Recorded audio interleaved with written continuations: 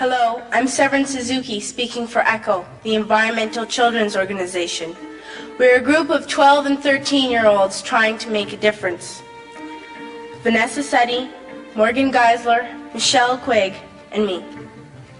We've raised all the money to come here ourselves, to come 5,000 miles to tell you adults you must change your ways. Coming up here today, I have no hidden agenda. I am fighting for my future. Losing my future is not like losing an election or a few points on the stock market. I am here to speak for all generations to come. I am here to speak on behalf of the starving children around the world whose cries go unheard. I am here to speak for the countless animals dying across this planet because they have nowhere left to go. I am afraid to go out in the sun now because of the holes in our ozone. I am afraid to breathe the air because I don't know what chemicals are in it.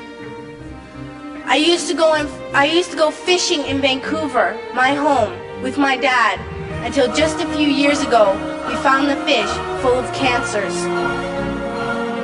And now we hear of animals and plants going extinct every day, vanishing forever. In my life, I have dreamt of seeing the great herds of wild animals, jungles and rainforests full of birds and butterflies. But now I wonder if they will even exist for my children to see. Did you have to worry of these things when you were my age? All this is happening before our eyes, and yet we act as if we have all the time we want and all the solutions. I'm only a child, and I don't have all the solutions.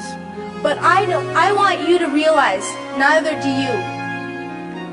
You don't know how to fix the holes in our ozone layer. You don't know how to bring the salmon back up in a dead stream. You don't know how to bring back an animal now extinct. And you can't bring back the forests that once grew where there is now a desert. If you don't know how to fix it, please stop breaking it.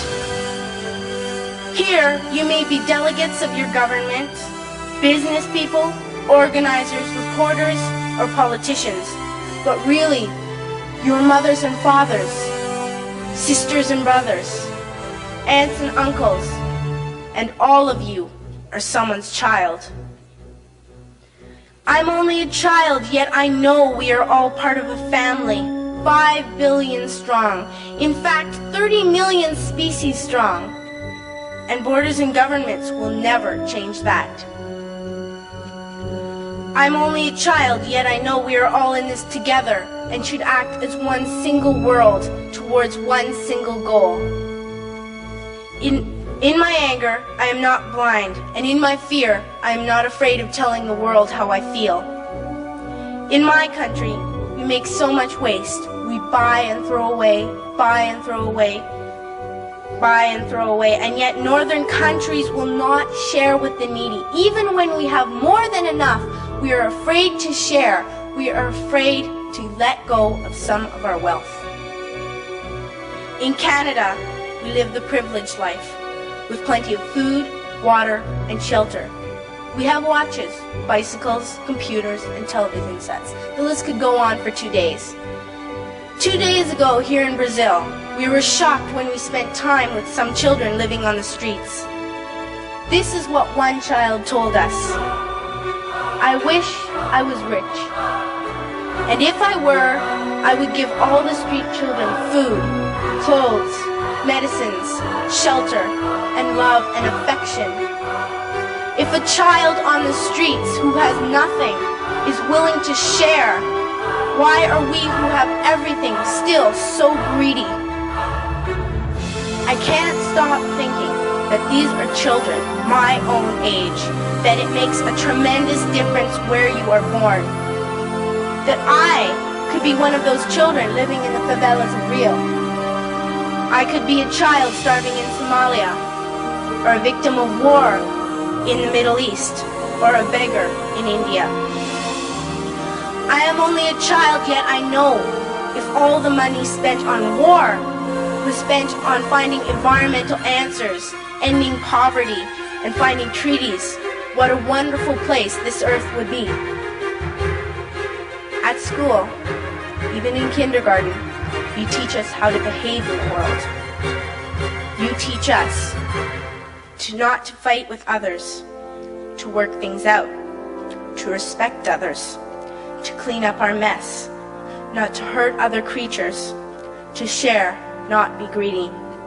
Then why do you go out and do the things you tell us not to do? Do not forget why you are attending these conferences, who you're doing this for. We are your own children. You are deciding what kind of a world we are growing up in. Parents should be able to comfort their children by saying, everything's going to be all right. It's not the end of the world, and we're doing the best we can. But I don't think you can say that to us anymore. Are we even on your list of priorities? My dad always says, you are what you do, not what you say. Well, what you do makes me cry at night. You grown-ups say you love us, but I challenge you, please, make your actions reflect your words.